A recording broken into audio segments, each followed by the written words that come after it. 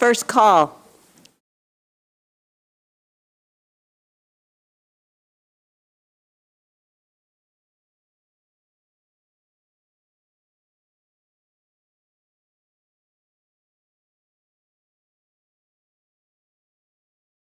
At 2 p.m.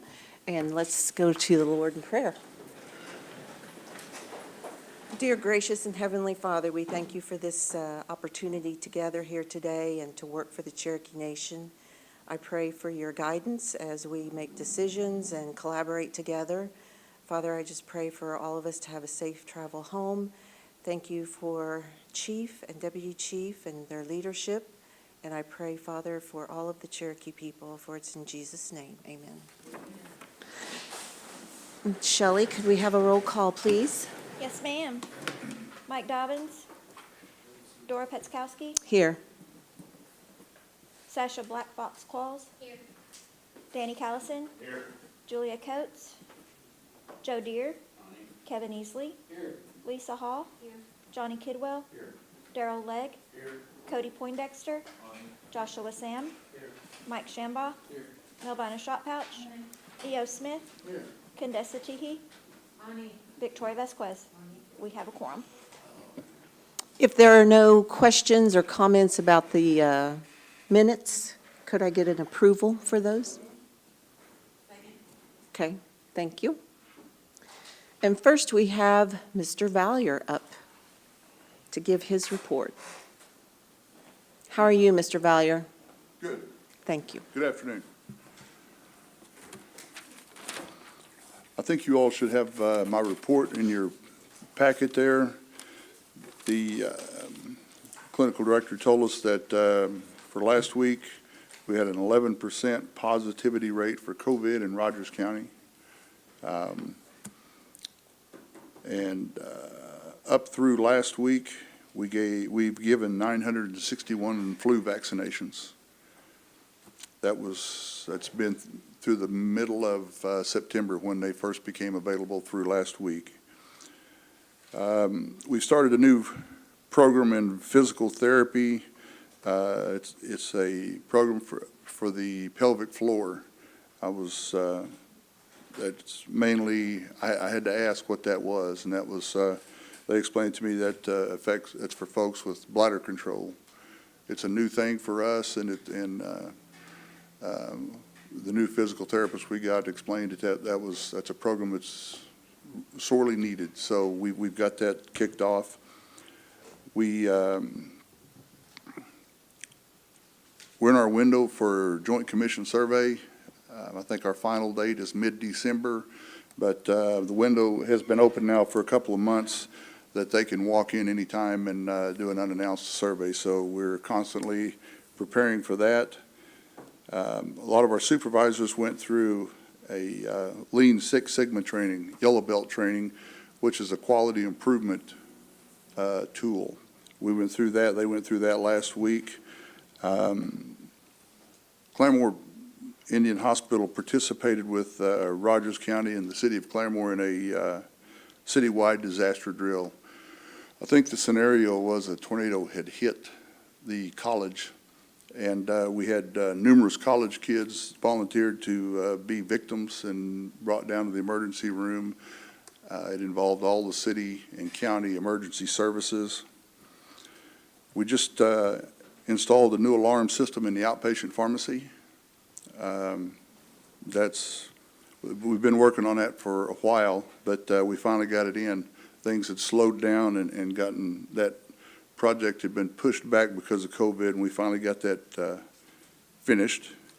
We, last week, Baby Friendly, we're Baby Friendly certified at Claremore, and our recertification survey was last week. It should be, they told us, between 6 and 10 weeks, and we'll have the final report. Nothing was brought up during the survey, any deficiencies or anything like that, so we're expecting a good outcome there. Any questions? Go ahead. George, we've talked, you and I, several times.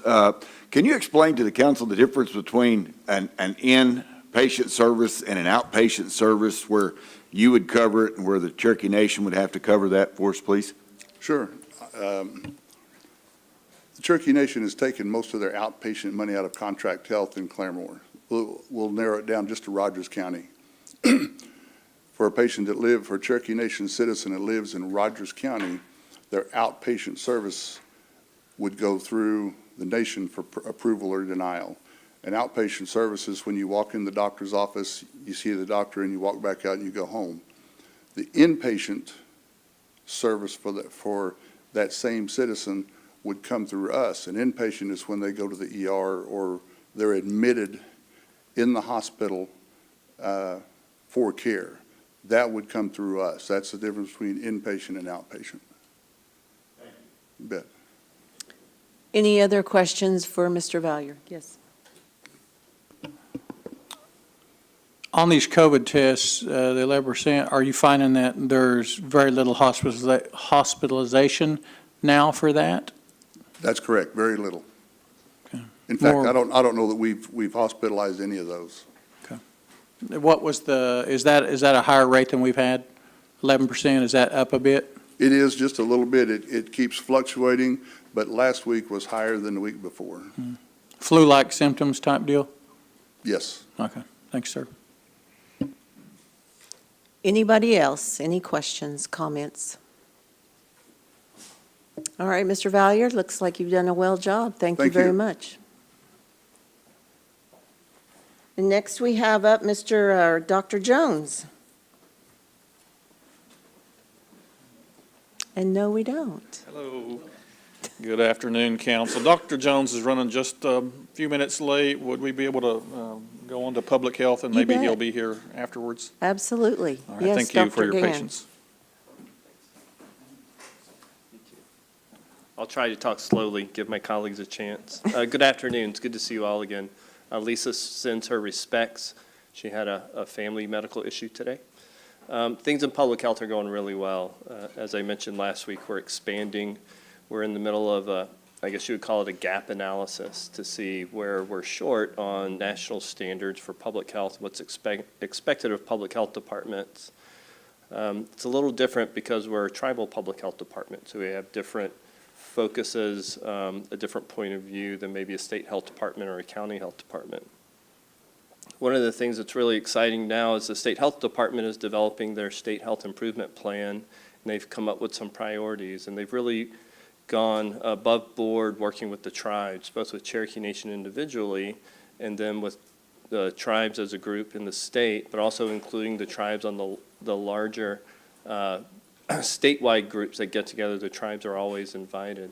And I feel very listened to, which is nice. We developed that relationship over years, and our relationship with the State Health Department, tribes in general in Oklahoma with the Oklahoma State Department of Health is quite unique in the United States. Most tribes don't have that relationship with their state health department. It's very productive. I'm working with Brian Hale from Health Services on the cardiovascular disease work plan for the state, and they want to know what the tribes need and how their objectives match our needs, and it's really, really good. So we appreciate that. The other exciting event, there's a group called NACHO, the National Association of City and County Health Officials, of which Lisa was recently put on the board. That's in the report. Well, many states have a state equivalent of that, and they're kind of a sister organization to NACHO, and they're called SACHOs. Very creative, I know. Well, Oklahoma didn't have one, and the Oklahoma City County Health Department, through their partnerships with the various tribes, are spearheading, putting together an Oklahoma Association of City and County and Tribal Health Officials. And we have our second meeting at Intertribal, which is later this week.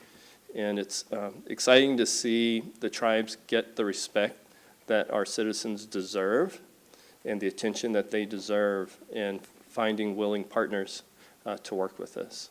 So those are the two things I wanted to highlight today. I'd be glad to answer any questions. Yes, Counselor Deere.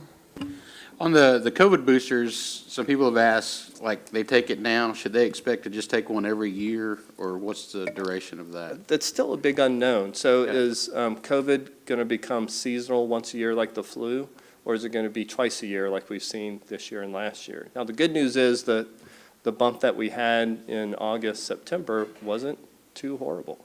People were still getting very sick when they got COVID. Very sick meaning feeling bad. Our hospitalizations weren't overwhelming at all. Our systems could handle that. So we don't know what's going to happen in the next year. Hopefully it'll be seasonal just with the flu, but we could have another peak in the summer next year.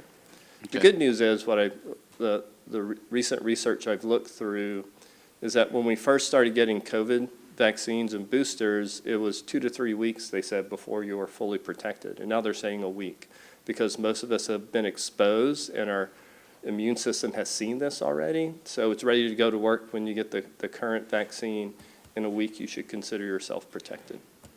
All right, So- thank you. Yeah, you're welcome. Okay. Thank you, Chair. Counselor Callison?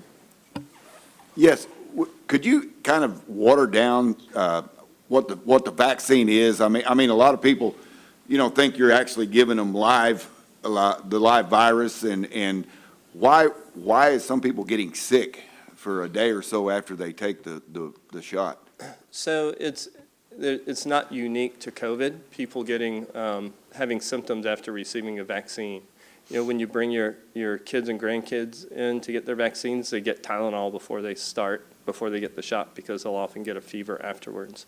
So this is your immune system appropriately reacting to being challenged by a foreign substance, right? Your body has a really beautiful way of determining self from not self. So there's a book called The Song of the Cell. I can never remember the guy's name, but he spends a good amount of time explaining in lay terms how the immune system works and how we learn that when something enters our body, your immune system can say, oh, this is me, it's okay, I don't need to do anything, or this is not me, I need to kill it. And then it develops memory over time. So your immune system causes inflammation, and which can manifest as fever and chills, body aches and pains, runny nose, those things. So the vaccine can make you feel bad. That's why we don't encourage anti-inflammatory medications like ibuprofen or aspirin when you get the vaccine. But Tylenol doesn't dampen that immune response. It just helps with preventing the symptoms from occurring. So that's not uncommon. I know the worst vaccine I've had is the shingles vaccine. I was in bed for a day when I got that. And I called my doctor and he said, oh yeah, didn't I tell you that was going to happen? And he didn't, and I didn't know either. So I learned my lesson there. So that's, now the other thing I haven't really quite figured out yet is that if you get the vaccine and you don't have that symptoms, it doesn't mean your immune system isn't reacting to it and making the antibodies, that the antibody response is not tied to any symptoms you might have after the vaccine. You're welcome. Any other questions or comments for Dr. Gann? Yes, Counselor Poindexter. One thing I always appreciate looking forward to is y'all's reports. I think y'all have one of the best reports that I've seen, and just the amount of work that y'all put into it and the detail. I just really wanted to let y'all know that I really appreciate that. And one thing that y'all do that a lot of people don't know is y'all do cultural outreaches at schools. Mm-hmm. And that is something I'm always pushing forward to our local schools. I'm like, well, you can contact public health. They come out and do cultural days with the kids. It's that's one of the services that I think a lot of people don't know that goes under y'all. So I really appreciate that too. So I just wanted You're to welcome. say y'all are doing a great job. Sure. Well, one of the, I've mentioned before this group we have called Working Together, that's in the report, and it's departments throughout Cherokee Nation, learning how the work that they do, how it affects the health of our communities. And as we speak about it, what it all boils down to is that we aren't going to have healthy communities if they're not connected to their culture, and that's through language and ceremony and storytelling and all those things that as Cherokees define who the Cherokees are. And so spending time in the schools, the return on investment is incalculable. It's really, really important. Without the culture, then the Cherokees don't exist, right? Okay, anybody else? Any comments, questions? There's Nothing. something that's not in the report that you'd like to hear about, just let us know. We appreciate it. Thank you, Dr. Gann. I don't know, has Dr. Jones come in yet? Corey, maybe you and Tara Lee could, do a little ditty for us or something? Yeah, thank you, council, for your time this afternoon. Dr. Jones will be here momentarily, but until then, I would be glad to attempt to answer any questions. Any questions?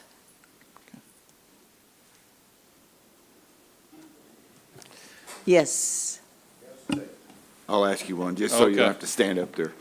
Hey, the new hospital, are we moving along at where we're going to be on time? Are we behind, or? That's a great question. As one, I asked John Asbell. You guys know John very well. He's leads a lot of our construction projects. But I asked him just, it's been a little over a week ago, kind of where we stood on timeline. He said, we're still on track. In fact, he said, I just looked at the information. He said, I think we're 1 day behind schedule right now, which is great on a project that size. So as you can imagine, building a facility of that size takes an enormous amount of coordination, timing. Everything's got to be just right. You got to get all of the contractors lined up, all of the materials lined up at just the right time, at just the right phase. So if you haven't been by recently, I encourage you just to drive by. You can't get onto the actual building site, but you can get into the new parking lot that we built just on the north side of where the hospital is going to be. And you can get a pretty good feel for the size and the scope of the work that's going on there at the hospital. So we're still on track. Great. And so maybe I should have asked Dr. Gann this, but right now, the COVID, flu combo vaccines are what we are doing at the drive-through clinics, is that correct? Yes, ma'am. So they're not combined, but you can get 2 shots at the same time, and I it's see. safe and effective. Yes, sir. Okay. And that's going very well, I assume? I stop by about every other day. I talk to the nurses who are out there, and they are busy. And they're saying most people are getting both shots, which is good to see. Yes, thank you. Did you ever find anything out about that USDA deal I had asked you about? The That U.S. loan thing? Yes, I do not have any other information. I have passed that question along to Secretary Justice, so I'll follow up with her to get a better response to you. Okay. And I guess for Dr. Gann, is there any long-lasting effects when you get a flu shot and, you get that lump in your arm when the medicine goes in, and then a fellow councilman comes up and hits you really hard in that arm? Does that disperse that medicine? I couldn't lift my arm up after Callison hit me after I got a shot, so. Yeah, I think if he would have hit you 4 or 5 more times, it would have been better. Oh, boy. If it's okay, Madam Chair, I want to change the subject real quickly. George mentioned pelvic physical therapy. We've had it at Cherokee Nation for a while, I think available in Muskogee. Physical therapists are some of the smartest people I've ever worked with. They're really, really well trained and good at what they do. And across the board, they love their patients. Incontinence in women can be devastating. It keeps them at home. Remember the Surgeon General's report on the epidemic of loneliness and isolation. It's a major cause of isolation is urinary incontinence. These people can make it a whole lot better. So I encourage my colleagues and your constituents, if they have a need, to ask for it, and it's really good medicine. And one other thing, Dr. Gann, just like to say thank you. They had the tent set up at the speakers event that we had, and Yes, sir. when I was there was probably 10 or 12 people, waiting to get the shot. There were some standing waiting to get the shot. But that's a great way to meet the masses, and especially a lot of the elders who might not get out. There were elders there, and the majority of the people I saw getting the shots were elders. So Yeah, that was a really good event. that's So great appreciate news. your forethought for that. The more convenient we can make it, the more people Yeah. will engage it, right? It's a good deal. Yep. Counselor Smith, did you have something? Did I understand you said that was just at Muskogee, or is it here in Tahlequah too? I might ask Dr. Jones that question. I don't recall. I think we only have 1 or 2 physical therapists that are trained to perform that. So I think it's just Muskogee, yeah. Dr. Jones will know. Pelvic physical therapy, is that just in Muskogee for us? Physical therapies? No, we have Pel- Pelvic physical therapy, Oh, I don't know. yeah. I don't really answer that. Yeah, it's a little limited, but I send, every patient I have with incontinence, I send there to get evaluated. So, Any other questions for Dr. Gann? One more time. Okay? Well, thank you, Dr. Gann. yes, ma'am, Appreciate it. thank you. Dr. Jones, you're up. Nothing like walking in right up to the mic, huh? Sorry about that. I apologize for being late. We had some meetings that ran over, and normally this one's not at 2 o'clock, so my scheduler didn't get it scheduled correctly. So, as far as the reports, you have them in your packets. A couple of things that happened recently. Thank you guys, the ones that came to our orientation. We appreciate that. Chance for you to learn a little bit about us. Hopefully it was educational for you, and you got some of your questions answered and got to put some names with faces. One of the interesting things that happened just this last week, we also had our first Stars banquet, where we take and recognize employees that are recognized by their peers. So they're nominated by their peers, and we have monthly nominations that occur, and then once a year we have quarterly awards that happen, and then we have our annual banquet we just had. So that's an event that I feel like will continue to grow. It's again, it's peer recognition, and we had a lot of good responses and some really nice things written from other employees about the ones that were nominated. So with that, I'll answer any questions that you may have. Any questions for Dr. Jones? Yes, Melvina. Friday night- Melvina, turn your microphone on. Friday night at your hospital, and it's kind of, I don't know, to be observant, just sit and, just waiting for my sister. But, it's kind of, nice to see what goes on and the reaction of the people there. I was there till 6 o'clock. But anyway, I'm just thankful that you have surgeons on staff. She had to have emergency surgery. Of course, they said, we might have to send her out if a surgeon's not available here. But luckily there was one, and I just want to thank, that there are surgeons qualified to do any kind of job. But like I said, there's few, leave mad. They've been there so long, But when they have emergencies, I guess they don't understand, they got to take care of the emergency first before, the others. But anyway, I just kind of, see what goes on. But I'm just thank you for your staff, and they were real kind, and she said they treated her real well, for the rest of her stay. So Great, thank you. Well, we have just filled up our surgeon, staff. We had a vacancy for a while. Now we're fully staffed. Hopefully, we're seeing some of those patients that are on a lower acuity moving over to urgent care, because we have been trying to educate everyone that we do have an urgent care just down the hallway from the emergency room for those lower acuity patients.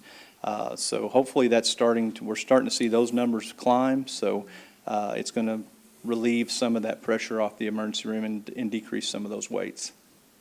Yeah. Counselor Kidwell, did you have something? Thank you, Madam Chair. I appreciate it. Doc, thanks for coming in here today. Not good to see you. I know you're busy.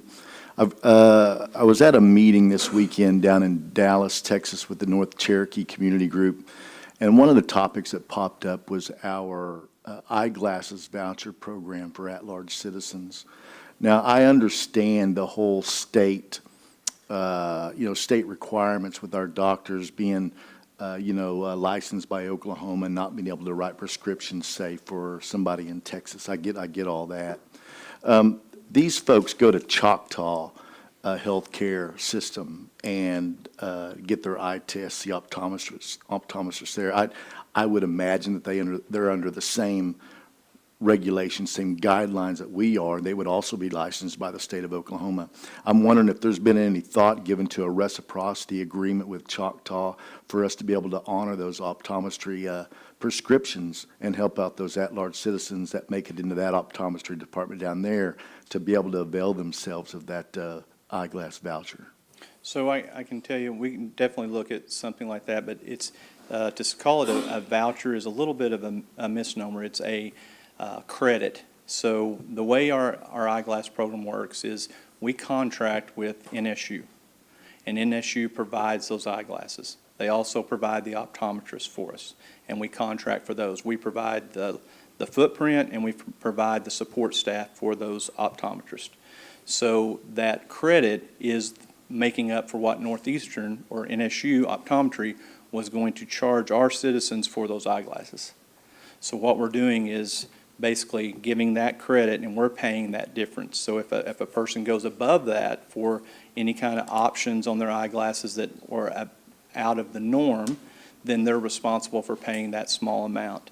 But that $200 that we allocated for that, when we looked at it across the board, it covered almost everything that a person would get with their eyeglasses, with the exception of some things like transitional lenses, things that, are optional. Some people get them, some people don't. So it's not really a voucher that you can take and go somewhere else and use. It's used within our system to pay the bill for the glasses that we are ordering from NSU. So it's a little difficult to take that outside of our doors.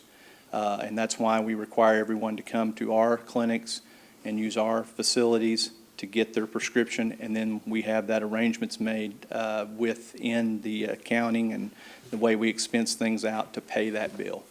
So the patient doesn't receive any kind of bill unless they go over that $200 credit. Understood. I Yeah. appreciate it. It begs the question, as we walk the dog on this, for prescriptions and other things, with our other tribal, our cousins around in the area that are probably under the same regulation. I know it's all about magnitude of scale. Mm-hmm. We have about 166,000 at-large Cherokees that reside in Oklahoma. Right.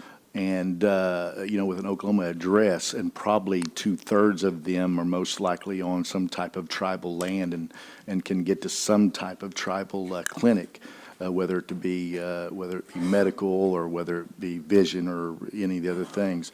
It just makes me wonder, as I'm talking my way through it, what reciprocity agreements, much like we would, I think, Mr. Speaker, we talked about hunting and fishing and making those agreements with other tribes. I'm just wondering what if that much thought had been given to that, or if it's kind of been put it in the too hard locker for a little while. But we can talk about it offline, but it just kind of was a thought that we had this weekend. There's always challenges in those areas, just like contract health. If someone lives in another tribe's jurisdiction, then the money for contract health from the federal government is going to that tribe because they live in that geographical location.